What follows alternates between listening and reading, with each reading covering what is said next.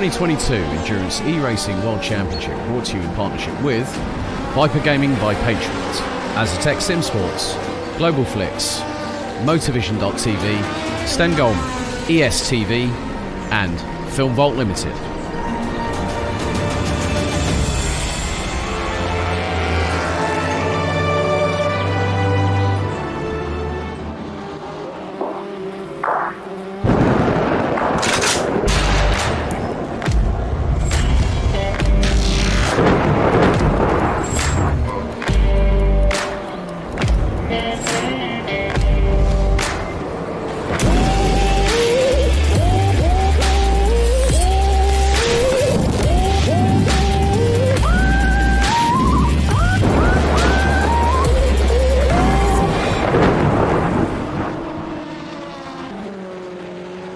Racing for Green is here to help you carbon neutralize your racing.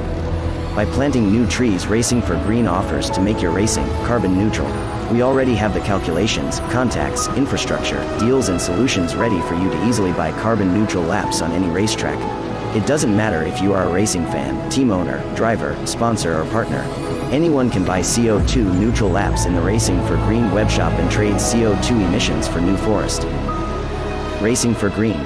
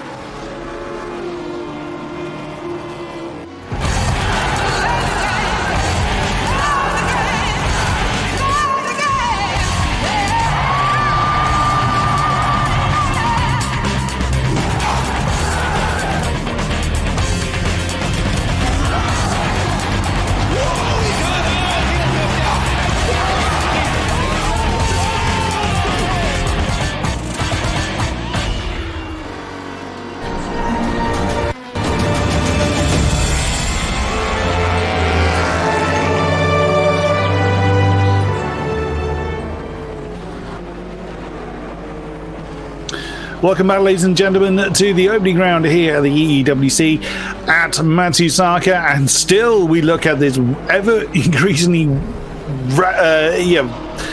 ever-hottening war between Bezrikov in the 717 Unison Racing BMW and the DIS Sim Racing Lab Porsche. That is for third in the GTEs. They have been going at it for quite a while, and still the BMW is reigning over the Porsche, but only just.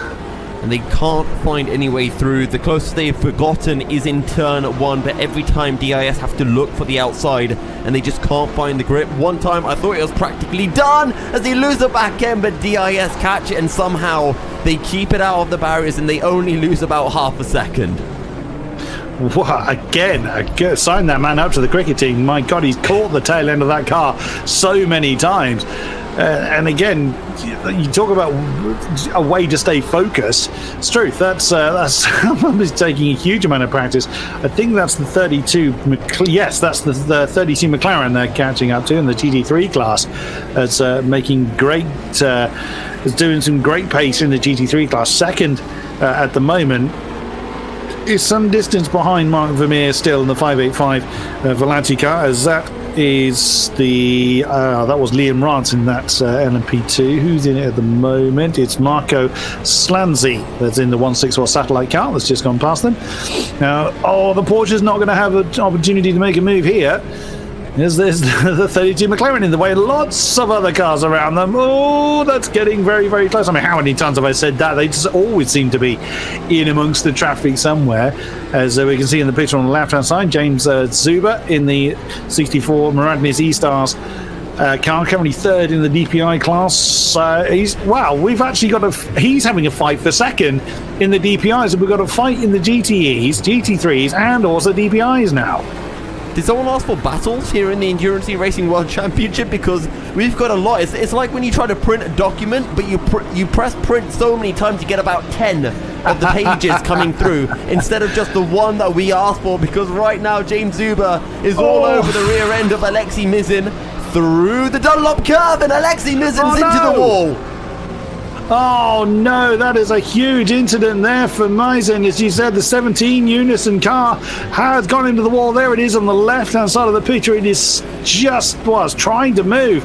Oh no, that was a big move, and that would have been a momentary lapse of concentration, maybe a little bit too wide. Hopefully we'll get a replay on how that one happened. He's now back underway, and on the right-hand side again, the Porsche and the BMW side by side as the DIS Sim Racing Lab Porsche tried to box in Bezrikov behind the GT3, the Telefaringen M6. He's still trying to do it, still trying to get alongside, coming through 200R, and there's an LMP there as well. Good lord, it's still going on, and there goes the Porsche on the inside line of Spoon. He set that up on the exit of the hairpin. They're still side by side, and the Porsche's just about managed to wrestle that third position from Bezrikov, but the BMW can get its horses properly galloping now, but the Porsche will have the slipstream from the Telefaringen M6. Truth alive, that took a while, but the Porsche now up into third. It took some time, but the Porsche of DIS are up into P3 in the GTE class. Can they pull away from the BMW? The Telefaringen GT3 car might be a little bit of a thorn in the side of DIS. If Andy Kurtzen or Michael Lundtoft can't get through quickly, you can already see the gap starting to form between these two. DIS definitely have the pace advantage. I wonder if whether Nikolai Bezrikov and Unison have been double stinting their tyres and maybe losing a little bit of a pace through just a tyre deficit. Could well be. We've heard, I think it was Tom Oldendinger saying that they were doing something similar with their car. So it's certainly very possible that other teams have had the same idea. Doing it, double stinting the tyres in the dark does make sense, of course, the temperatures being that little bit lower. Oh, well allowed there, Bezrikov, just seeing the LMP car coming dancing through, threading the eye of the needle. Oh, the Telefaringen BMW's gone a bit wide. Oh, bleed out the throttle, let everybody go. Ooh, that could have been nasty. If the M6 had a spin there, it was going to be collecting people. So that was brave of everybody around it. But Bezrikov is starting to fall off the back now of that Porsche. Like you say, Yusuf, that could well be down to tyres. They could have burned the best out of those tyres at the moment. Obviously, we don't know what the situation is for the BMW, but now finally through into third in class is the DIS Sim Racing Porsche, now continuing on its merry way. Marcus Ster is the one we're riding on board with on the left-hand side of your screen. He's 1.2 seconds behind Mark Vermeer.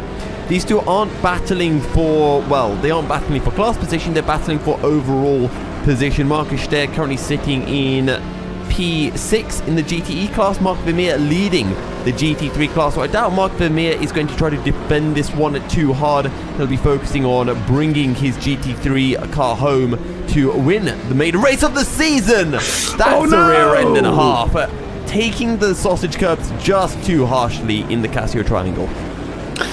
Oh dear, that's a mistake that's been very, very costly. Yeah, Marcus was indeed gaining slowly but surely on Mark Vermeer, but that has just undone all of that, and there is actually the BMW we've been staring at for a while. There goes Bezrikov. So that just goes out to show how much that 166 ID Sinsport car has struggled in this particular race. They're quite some distance behind the fourth race competitor, which is of course Bezrikov.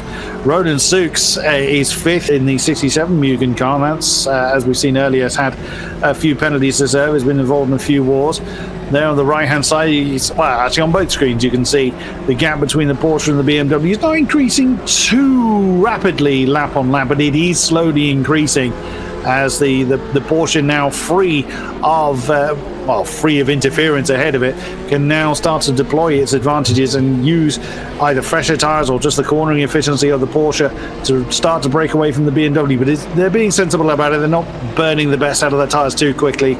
They're holding on to third and doing what they can to try and secure it as the race goes on.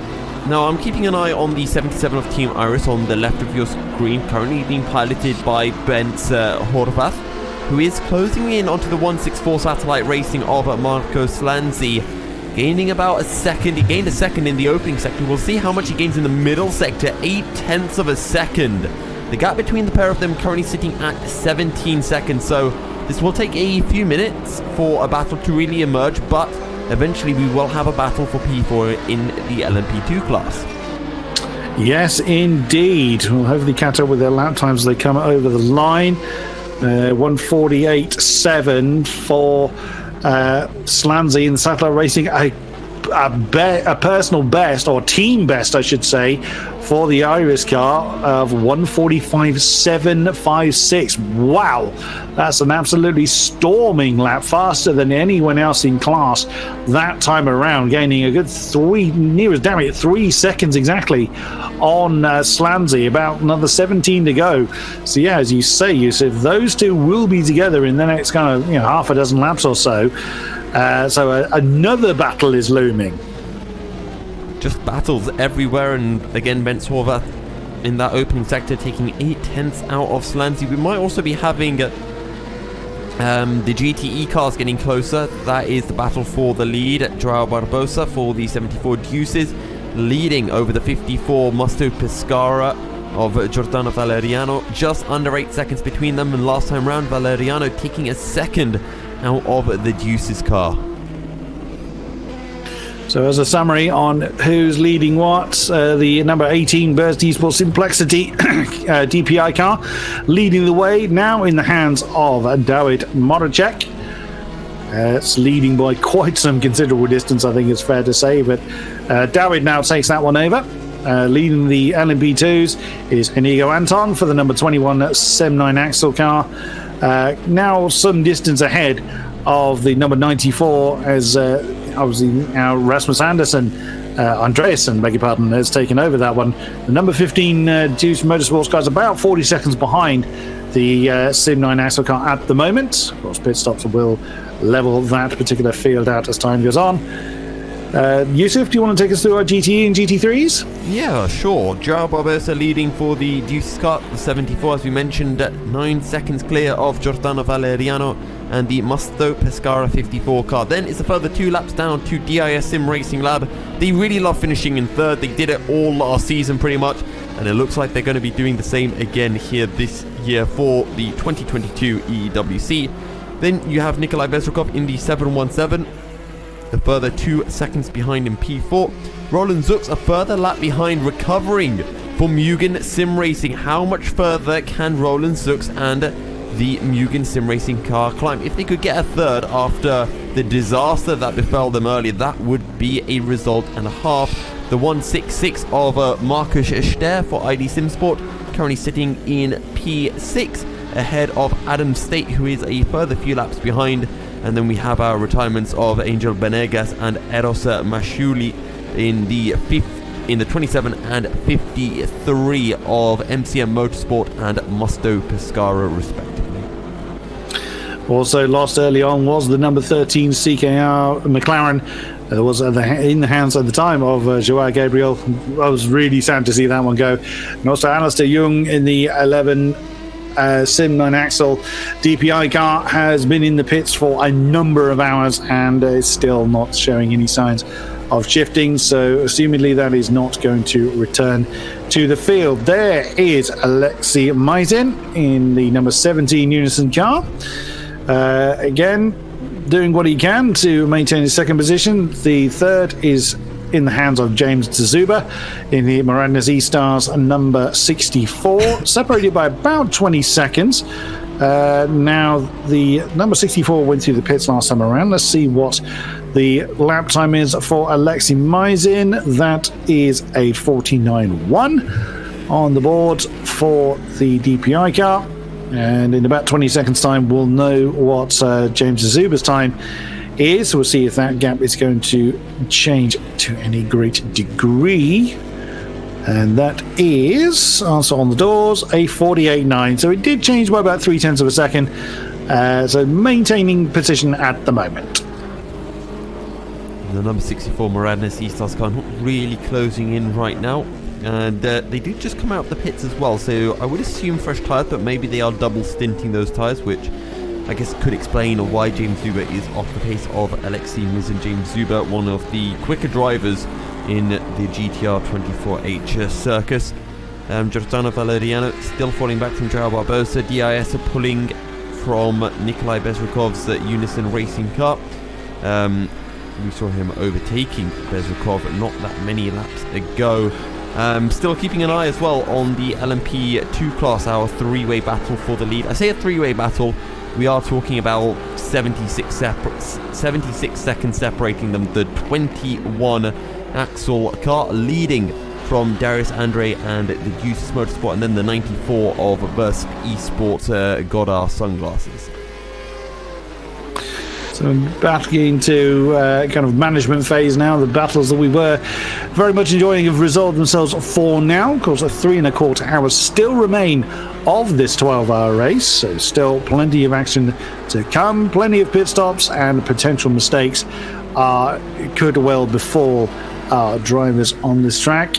This is darkness still very much the order of the day as we look at Nikolai Bezrukov in the 717 Unison Racing BMW. It's losing time, I think it's fair to say, against the DIS Sim Racing Porsche. Well, there he is at the top of the shot, just tangling with someone. I couldn't quite see who that was. But roaring down the road is the BMW there.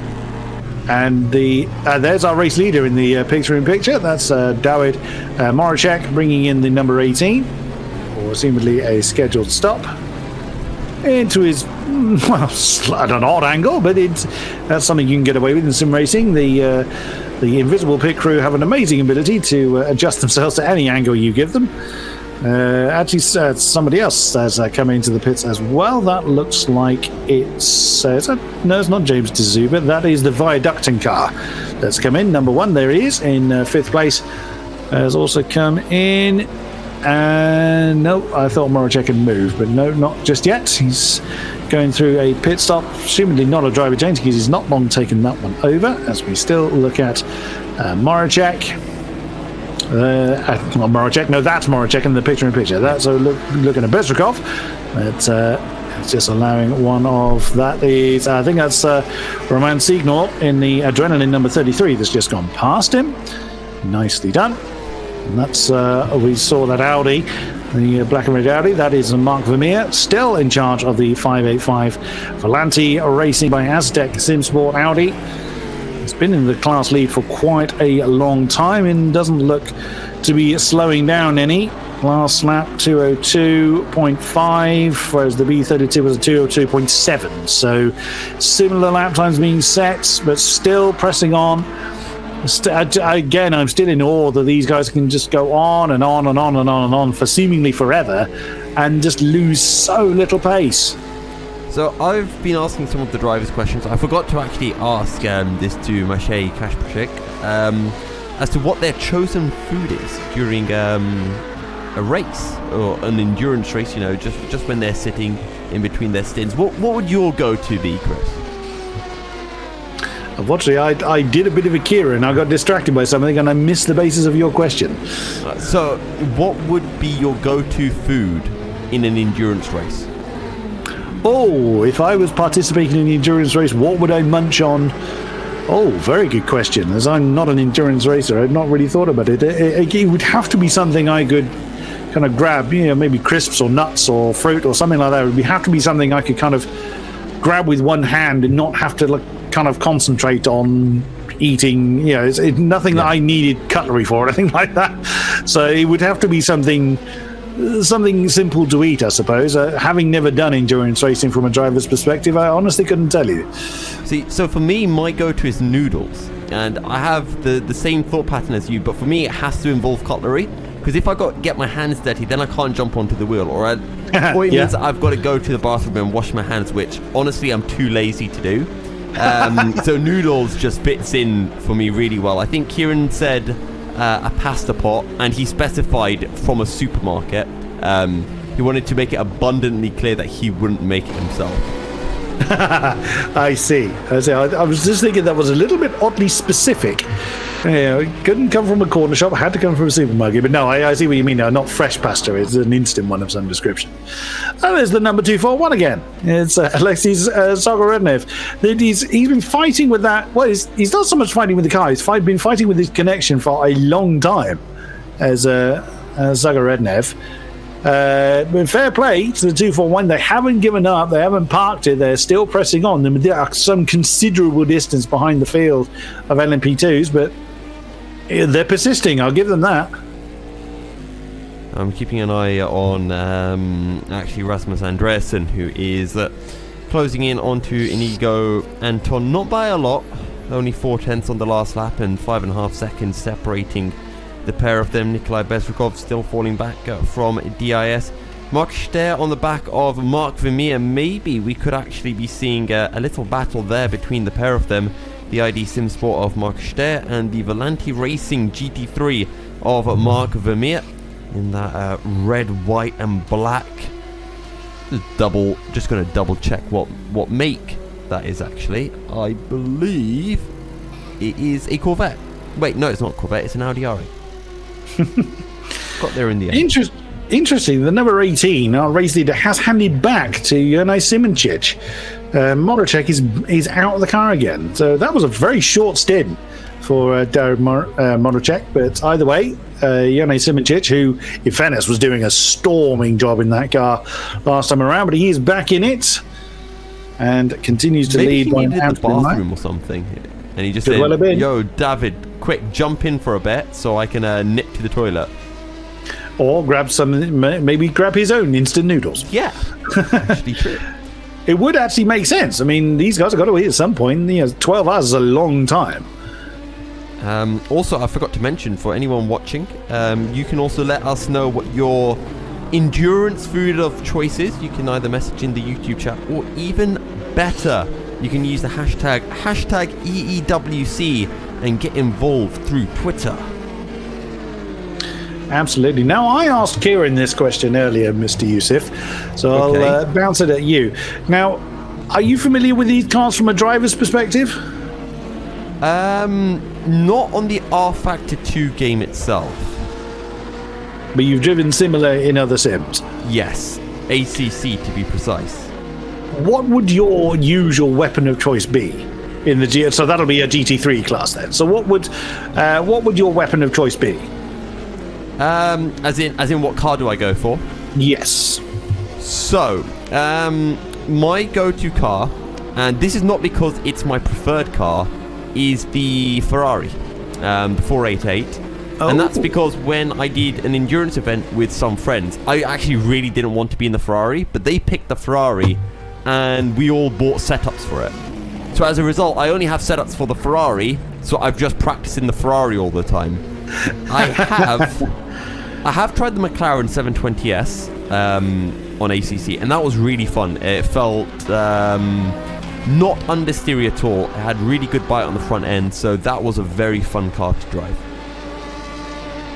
See, McLaren would be my weapon of choice as well. Perhaps either that or the Audi would be where I would go. So me and Kieran are in a similar boat. They prefer a stable car rather than something that's blindingly quick, but which is to kill you at every corner. I'm staring at you, Mr. Bezrukov. And who's caused the yellow? That is Marcus Steyer again. That's number 160's car. I have a replay of it that will be coming up soon, if this thing, wants to actually let me rewind. Oh dear, the ID Sim Sport car in trouble again. Okay, I have the replay queued and ready to go, production. I got the thumbs up. So let's see how this went badly for Mark Ster. He's making his way through the S's. It's cool, it's nice. He's under the night sky here in Japan. He's having a lovely time with his best date, a friend, a car, and then he turns in on Burst Esports and loses the rear end. I actually think Burst might get a little slap on the wrist for that one, because I think, personally, Marcus was within his right to turn in there. What do you make of that one, actually? Tricky one, that, because strictly speaking, he did turn in on a car that was trying to lap him, but that's really not a passing place. If you were going to make a move, you should really go to the outside. You've got the grip and the speed to do it, but the Burst Esports car just went straight for that inside line, assuming that Marcus wasn't going to go for it. You may well be right. I think maybe a bit 50-50 because it's not like, Marcus should have seen him coming. They do have that rear-facing camera monitor you can see to the right of the dashboard, and he was most certainly in it. But, I mean, making an inside pass there is risky at best. So maybe a bit 50-50, but I think more emphasis that the move should have been done a bit cleaner than that. I think less emphasis, less blame on Marcus than on the LMP guy he bounced off of. Yeah, I think it was Rasmus Andreasen. If he had got maybe half a meter further up, I think he would have been fine, but maybe a little bit hesitant to go for that move. I've also just seen in the Discord, and this is always really nice to see, but from a very certain driver, Mr. Tom Oldenmenger, actually giving a little shout out to Inigo Anton for a good battle between the pair of them. So it's always good as a driver, or to see the drivers just giving a thumbs up to each other after a good battle, being able to respect each other and enjoy the racing, really. I mean, we certainly have, so it's good to see the drivers enjoy it as much as we do. We hope you lovely people watching along, either live or post-event, are enjoying it as much as we have thus far. I'm keeping an eye as well. I'm just having a look at the gap between Maisin and Zuba. It's come down a little bit. It's now about 15-16 seconds. It was around 20, I believe, when we last looked. It's come down a bit, but not come down in a great hurry. Everybody is kind of minding their own business out there. Lap times of the LMP2s, that's very much advantage Anton there. Certainly last time around. And Inigo Anton with a 46.2 last time around, gained about or nearly 2 seconds on Darius Andre, but is 26 seconds behind the class lead at the moment. But at that kind of pace, you never know. He could well be involved in the LMP2 lead before the checkered flag falls. Speaking of being involved in leads, Martin Merkley still trying to charge forward for the GT3 Mugen Sim Racing car. His last lap, a 2-minute 1.8 for B32, a 2-minute 2, and for Mark Vermeer, your GT3 class leader, a 2-minute 3. So Martin Merkley is closing, but it will take a while. I guess it's a good thing that we have over 3 hours remaining in the race. Absolutely, and speaking of, there is Martin Merkley in the 82 Sim Racing McLaren, third in GT3 class as mentioned, about a minute behind the next car down the road, which is actually Adam State, who's taken over the 264 racing car, a racing McLaren. It is trailing in the GT field at the moment, and there is the lineup for the Mugen Sim Racing squad. Adam Seregi and Christopher Klanek also lined up to drive that car during the course of the event. That's not a bad looking machine, if I may say so, but Mugen doing well. Now you were talking earlier about Mugen getting on the podium, and that's certainly something you've managed to do, and the GTE effort not quite going so cleanly, unfortunately. No, it's not going fantastically well for them. They're currently sitting in P5. It's not terrible. They're a lap down on P4, and there's still hope for Roland Zux, and we'll see what does come their way. I think they've also picked up a drive-through penalty somewhere, so if it wasn't for that, they'd actually be on the same lap as DIS, I think. But we are approaching a break. Now, Chris, we're not going to throw it to a break straight away, because this is your last half hour, your last stint in the comms box with us.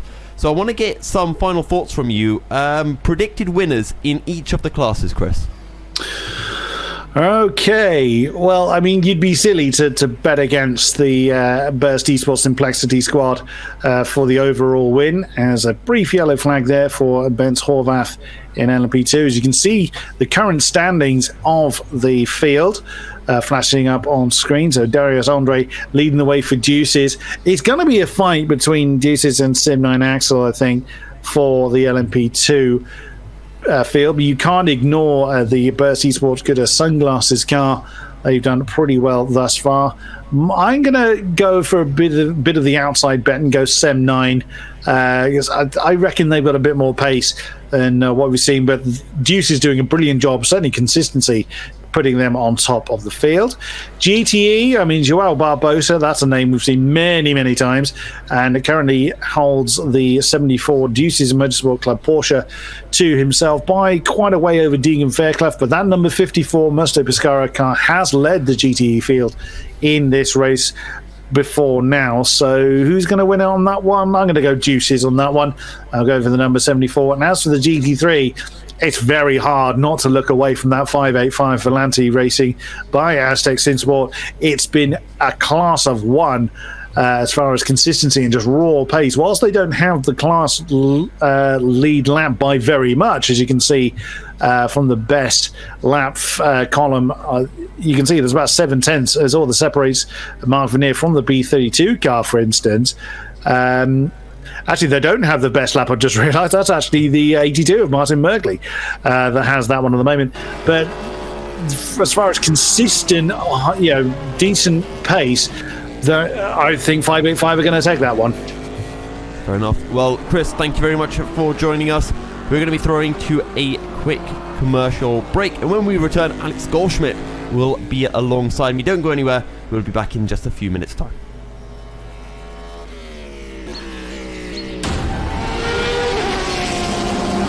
The 2022 Endurance eRacing World Championship brought to you in partnership with Viper Gaming by Patriot, Aztec Simsports, Global Flix, Motorvision.tv, Stengolm, ESTV, and Film Vault Limited.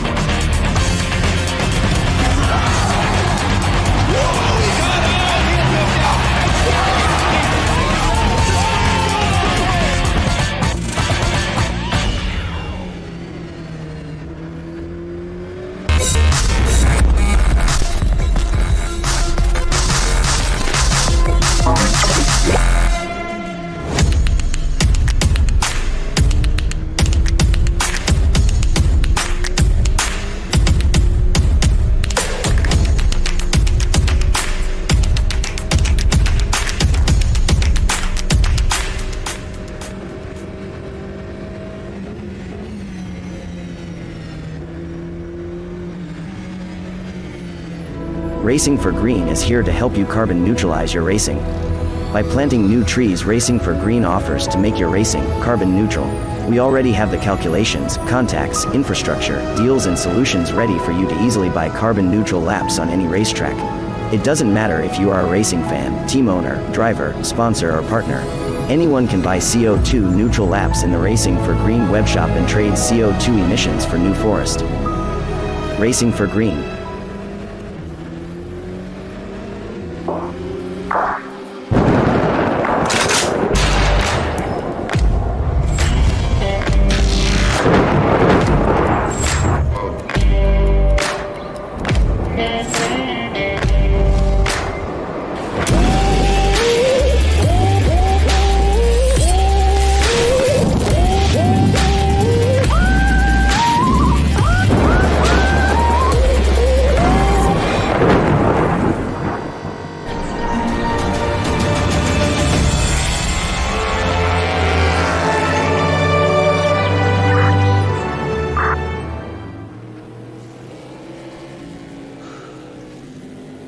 Andre has jumped into the pits, and that has relinquished the lead of the LMP2 class over to SEM9 Axel.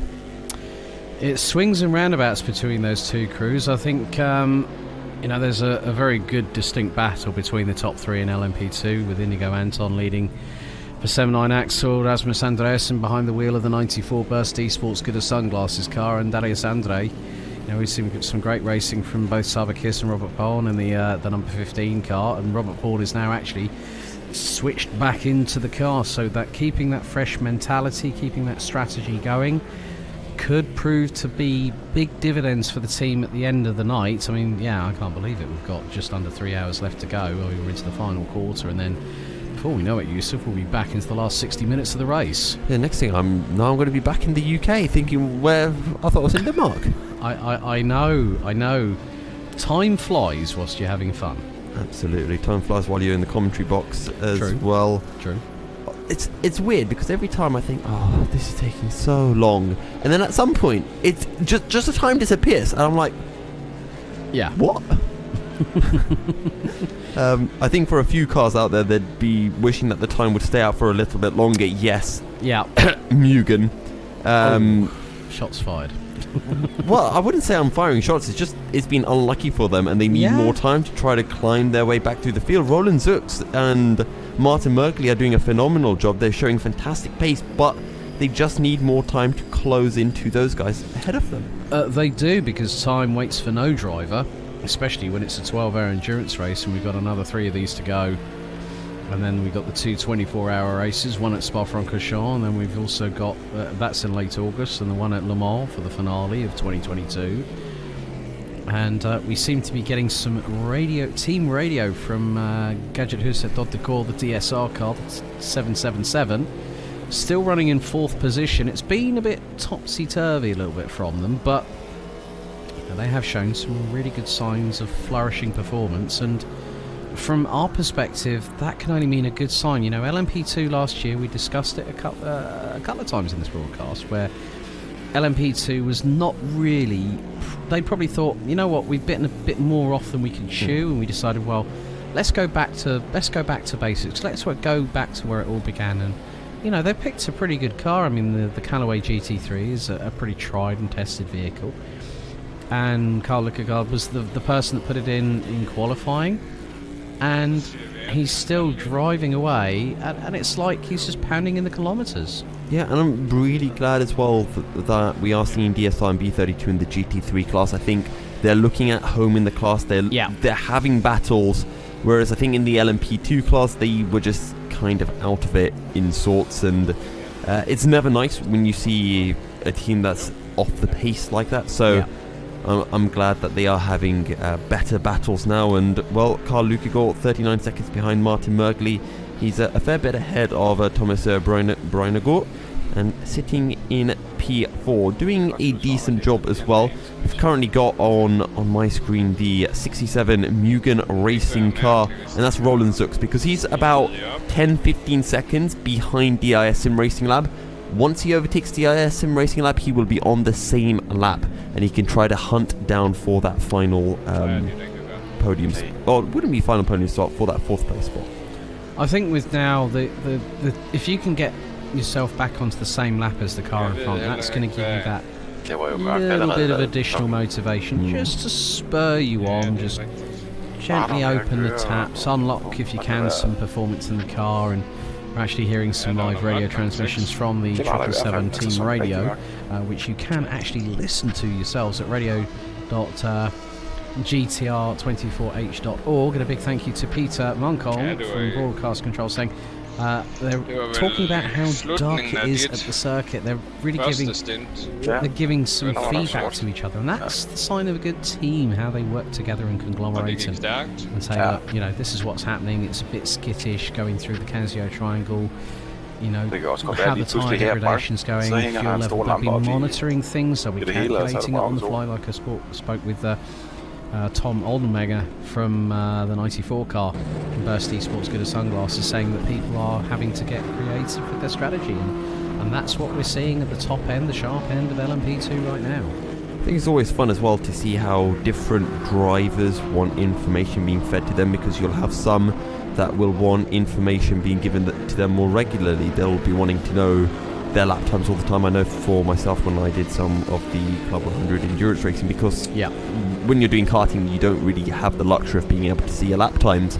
When we did finally get a radio sorted out, it was, okay, I always want to know what lap times I'm getting, so I can think, was that a good lap? What am I changing? Who are the people that I'm racing with? When you're in sim racing, it's a little bit different, because you have more of that information at your disposal, but you can still get information over what the other guys are doing, where they're dropping time, where you can find time. Other drivers, probably the likes of Pauli Ahonen, would just want you to shut up and not say anything to them for the whole race. Yeah, you probably find the old Kimi Räikkönen adage, leave me alone, I know what I'm doing. And Pauli is, you know, he's the most eclectic, eccentric, I think, of our guests so far since I joined GTR24H at the beginning of last season. I feel like eccentric is a weird way to describe someone who's quiet. Yeah, well, the thing is that normally through interviews, we've had quite a few people on the show: Tom Alderman, Michi Hoyer, Gert Nielsen, Andy Kirsten, amongst other people as well. So we're actually seeing quite a wide variety of different characters. I really like the fact that when Chris mentioned about Kieran's teacher's pet comment, well, Chris forgot to mention the one that I put on. You greet someone in that, he's put the commentator's curse on the person's camera on the other side. But I have to admire the fact that Chris decided to, just do a little bit of, a nice gesture, I think. Well, we'll be seeing a lot more Chris. Hopefully he'll be here with us in the commentary booth for the next round at Monza. He will be working from home. He's got a family holiday actually that the week after. But I think he just doesn't like me. He just doesn't want to see me in person. You know what the funny thing Chris. is? I have never met Chris in person myself, but he's a great addition to the commentary cast that we have here at GTR, and we all have our foibles. We all have our little nuances, as Yoni Simoncic still leading the way in the DPI class. James Juba currently I think is in an in-lap in the 64 Maradnis E-Stars car. Did we ever get down to the bottom of why Alistair Young was in the pit lanes for so long? I don't think we did we? Your guess is as good as mine there. And that guess is absolutely non-existent right about now. I'm sure that we'll probably find out in due course, but it's been a difficult struggle for the 79X11 car, but the number 21. Because I don't think they would have called it quits. No, I know for a fact that when Alex has got pedigree in motorsport. He's a multi-time champion. His son Alistair is cut from exactly the same cloth. He's run in single-seaters. He's run overseas, and despite his young years, he does have very mature head on his shoulders, a bit like his dad. So there will be a lot of things that Alex will have been able to advise Alistair, saying, look, if you've had a really, really bad race, you don't quit, you go to the end of it. And nevertheless, they're still going to score points at the end of the round. They'll complete the race bonus, which will be a point. Yeah. And also they'll get the respective points for 6th position. So it's early days for the championship. Alex, when I did the pre-official press conference, I had to actually do the call with him. I think it was when it was 10 o'clock at night in Kuala Lumpur, and he was just in the latter stages of his mandatory 5-day quarantine in Kuala Lumpur, having come back from Dubai, being over there for the Formula Asia and Formula 4 championships over there. So Alex is a very, very busy man, very, very well connected, but has bags and bags of experience. As the B32 car has just had a little bit of an off-track excursion going through Spoon Curve, whilst Michael Pedersen in the 166 ID Simsport car gets James Juba passing into the left down the back stretch. ID Simsport running in 6th position at the moment, behind Roland Zooks, with DIS Sim Racing Lab in the 45 running at the top 4. Nikolai Bezrukov in your favourite, it seems to be your all-time favourite livery. You are going to be showing me what you talked to me about later on about the particular anime, I think. Let me see if I can find it there. Well, we'll definitely make sure we do that after the broadcast. But Deacon Fairclough, young Brit, doing a really, really good job. In 2nd position, it's a minute and 7.8 seconds between João Barbosa, and I'm looking back at my predictions from, and I will be honest with you, I have to sort of side with Chris Buxton now, because I put Volante maybe to come in 3rd with Mugen and Glam based on track record in the championship, 1st and 2nd, but now that's completely changed. But still good to see that Martin Mugley, he's got the car up into P3 at the moment. But I went with Burst for the win, Maradna's E-Stars and Adrenaline, and Unison Racing are a little bit of the fly in the ointment for that particular prediction. It's very close. The top 3, I put Burst 1st, Juice 2nd, Axel in 3rd, a 7.9 Axel. GTE, I thought, well, Juices straight away, and then I put the 54, and that's where they are at the moment. And then Mugen, Roland Zooks with the biggest of rolls after the incident with Viaduct, and I think it was about 4 hours in or something. I've sent you the video of the car reveal that we did on YouTube. Okay. Your it requires a certain acquired taste, let's say, to it. It's terrible, in other words. Where did you send that to me? I sent it in the commentators Facebook chat because I thought everyone else would want to see this majestic Ferrari, a clear improvement to a Ferrari. You know what? I've actually put my phone on silent. Yeah. So at least it kind of well. Yeah. That's interesting. I'll have a gander at that. Yeah. And John's just but absolutely. Imagine seeing that in the EEWC. Yeah, you are right about the words that you use there. Acquired taste.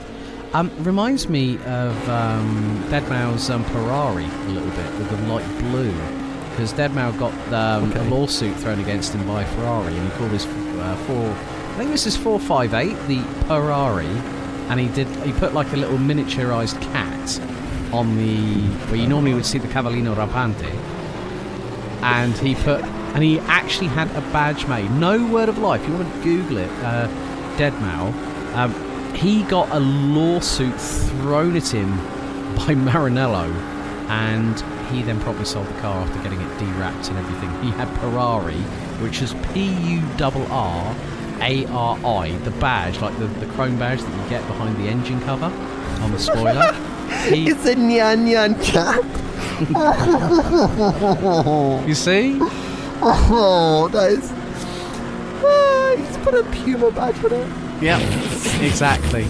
And that's why Ferrari, because it was actually absconding on their trademarks. And they said, you can't do that to Ferrari. Of course we can. Yeah, but the thing is that Ferrari are very, very particular. Did they win the court case? There you go. I don't think he did. I think they did. The Ferrari won it. Well, the thing is that Ferrari do have a legal precedent, and when you think about it, if they have registered it as a trademark and someone sort of does something different, I will have a look at the story. If I buy a Ferrari and I paint it and I decide to call my car a Ferrari, that's just my name for the car. I know, but if he's selling the car, I get it. But otherwise, I don't see any way you could lose a case where they're like, no, you're not allowed to give your car a pet name of a Ferrari. Yeah, well, the thing is that the actual reason why Ferrari sued Deadmau5 was that they sent him a sharply worded cease and desist letter accusing him of trademark infringement. But Deadmau5 didn't disclose the letter. We've got Inigo Anton on here.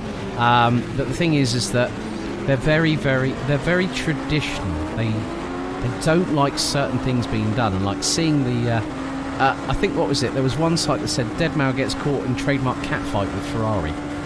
Quite apt, because it was called a Ferrari at the end of the day. It's just one of those things. But there's the weather map overlooking Matsusaka, and just to think that we're not that far away. There's a big rain cloud, but it is looking to go north of the circuit. It's very north of the circuit itself. Looks like there's some light rain not too far away, but looking at the way things stand at the moment, I'm keeping an eye on Jani Simoncic. I can't believe the best lap that they've done, 1 minute 44.854. That's pretty good race pace, if you ask me, from that particular crew. I mean, especially when it's less than 2 seconds off the best time set in qualifying. Yeah, 2.1. Well, yeah, it was a 1 minute 42.792. So yeah, just over a second and a half off. But the pace that has been unrelenting by Simoncic, Morocek, and Hoyer has been absolutely brilliant to watch. I mean, they do say that if you're not talking about the leader enough, they're doing a really, really good job. I mean, unless we saw, I think, what was it when Kieran was asking Mitchie a question, and then all of a sudden David Morocek has a moment. But Kieran learnt that technique from me, by the way, with DIS. Oh, did he? Yeah. Yeah, I mean, we're getting into the last 2 hours and 41 minutes, and I'm trying to look for battles that I could possibly see that really are throwing themselves at me. Yeah. Rasmus Andreasen is about 39 seconds off of Robert Pawn, who's in a fresher car, and there is the car on your screen. It's actually chasing down. That's the 264 satellite car. Adam Stake behind the wheel of that one as they go down the backstretch, heading into 130R. And I've always wondered about those. I like the fact that when the LMP2 cars go, they've got like the LED lights showing on the back at the bottom of the diffuser. They've got the red lights that flash as well, just to indicate to the traffic saying, look, I'm here. Just because I might have these LED lights on does not mean that you can't ignore the ones that are flashing directly opposite them, directly adjacent. And yeah, I mean, the thing is, I think looking at the battle between Sem9 Axel, Juice's Motorsport Club, and Burst Esport Gooder Sunglasses, that one is going to go down to the wire. Looking at GTE... So GTE is where things are getting fun, because João Barbosa is leading, but he's got a very, very fast Roland Zux right behind him, who's desperate to unlap himself. Deegan Fairclough is a further 65 seconds behind, so the top two in the GTE class are looking fairly set. But then you've got DIS, who are in third. They're 6 seconds clear of Nikolai Bezrukov. I think DIS might have a pit stop due soon. Yeah. But then you've got Roland Zux, who's about a further 5 seconds behind, plus 1 a lap. And that's where things are getting feisty, because Roland Zux is faster than the pair of them. So DIS and Unison Racing doing mid 2 minutes, whereas Roland Zux doing mid 1:59s. And is practically the fastest GTE car on circuit alongside the Musto Pescara 54 car. So Roland Zux will be trying to close in, he'll be trying to unlap himself. Whether the other GTE cars make that easy for him, we'll have to wait and see. Very, very true. It looks like there's been a real good battle. There you see the DIS Sim Racing Lab crew down there on the left-hand side of your screens. Car currently P3 on the final step of the virtual rostrum in the Porsche 911. A lot of work always goes behind the scenes with DIS. They also have an association with Azatec Sim Sports as well, like Volante Racing do.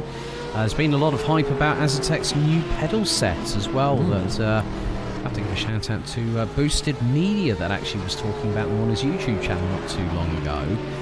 Boosted Media, one of a guy that really gets immersive into his sim racing, and just check out Boosted Media if you haven't already for the innate, ridiculously immersive and so true to life realism on his sim rig. I think he got his partner to go in, and it was at dark, and she went, "Oh, it's night and there's light," and like literally, it was just, you look at it from the aspect of where he sees it, and you just go, I cannot tell the difference. Yeah. I really cannot tell the difference.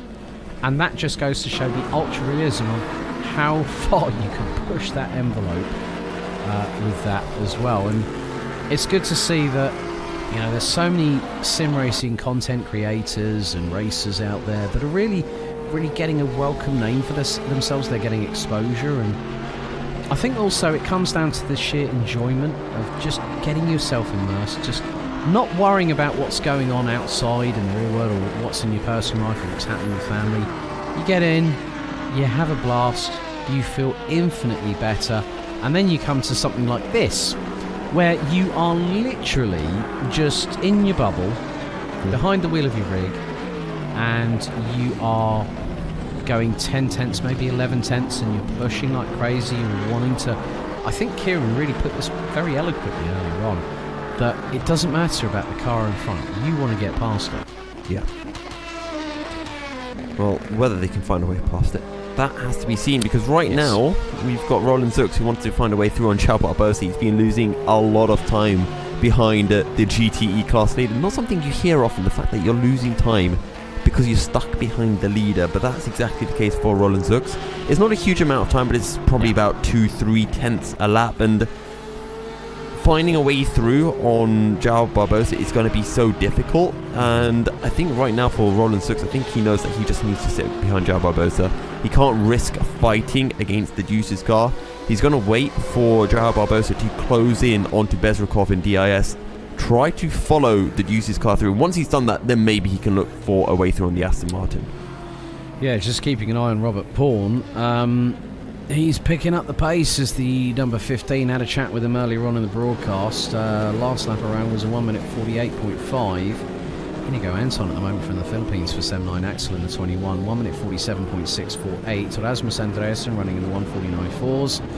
Marco Slanzi for Satellite Racing. He's getting another turn behind the wheel of the 164 Arica 07 and has just put in a 1 minute 47.930. So is quicker than the two in front, but the gap between Andreasen and Slanzi is quite significant thus far, as just seen Robert Pawn go past Nikolai Bezrukov, who's on the right hand side of your screen.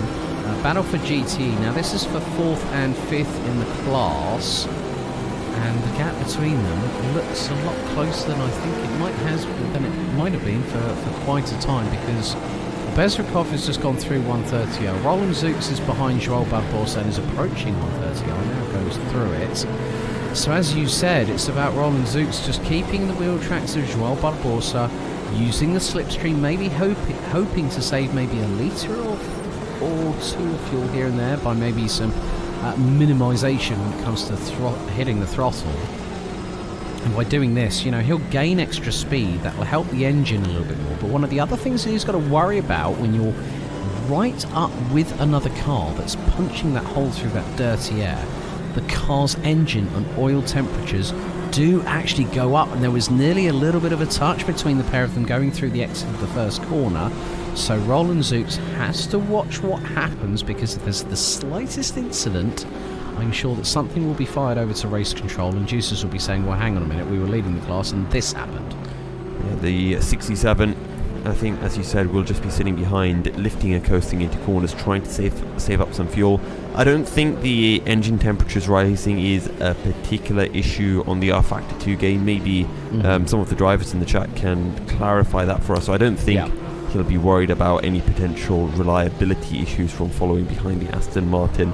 It's just a case of losing some time. Dirty air, not a huge factor in terms of grip with the GT cars as it would be with the likes of Formula 1 cars that are a lot more downforce and aero dependent. Exactly. Yeah, I mean, just through my automotive experience and having spoken to people before, that when they've raced, even if it's not in this kind of level, but when it's like grassroots sports car racing, they do... Oh, contact! You my... called contact, and I saw the pair of them going sideways, and all I see now is the fact that Mugen are ahead of the Deuces Motorsport Club on circuit. I'm going to go back.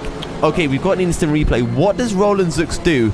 I think he just throws it down the inside of Spoon. Yeah, they're going through 200R, and he measures the move up, and he's not even alongside. He's not even halfway alongside it. Car goes sideways. Joel Barbosa gets a little bit of a love tap on the left rear of the car, but yeah, that was a bit too close for comfort. But I think Roland should have really just maybe judged that a little bit better going into the first part of Spoon Curve. It can happen. You can sort of overcompensate or underestimate what the car in front of you is going to do, and that was case in point. I wonder if he gets a penalty for that, because it wasn't for position, and neither of them spun. That's it feels like a slap on the wrist to me. That could be the least that they could probably throw at Roland Zooks might be a drive-through penalty, which is I don't think it'd be a stop-go. No. Drive through the absolute max. Yeah, but that's dependent on how race control look at the incident, and they'll look at multiple different angles. They'll look at how far along the car was alongside. In this case, it was probably no more than maybe less than a quarter of the way alongside the car whilst making the move. So that's why we're here. We can give our viewpoint, but we're not the ones that make the decision. Nope. That's race control. Unless race control do something very odd, then we flame them for it. Well, yes. That hasn't happened yet, to be fair, so we've not been in that situation. Now, I have some info, and that is that the current pit order of the LMP2 cars, because I've been keeping a rough view of this, is as follows. The Deuces car will pit. 2 laps later, the 94 car of Rasmus Andreasen will pit. Mm-hmm. Then almost 10 laps later, the 21 car will pit. Right. Interesting. Very interesting indeed. Or I think, as Mr. Spock would say in Star Trek, personally, it just goes to show how diverse these strategies are when it comes to it. But hang on a second. I think it's time for a commercial break, don't you? I think it's perfect time for a commercial break, Alex. We'll see you back in a couple of minutes.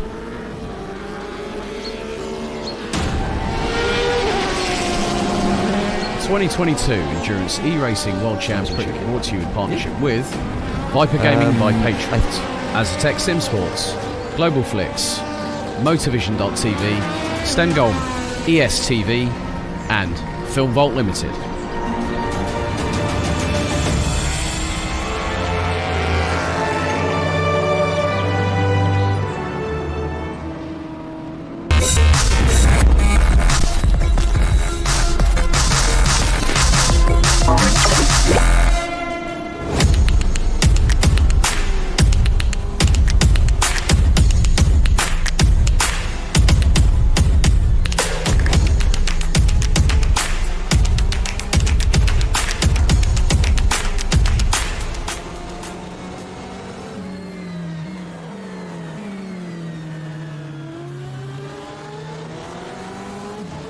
Racing for Green is here to help you carbon neutralize your racing.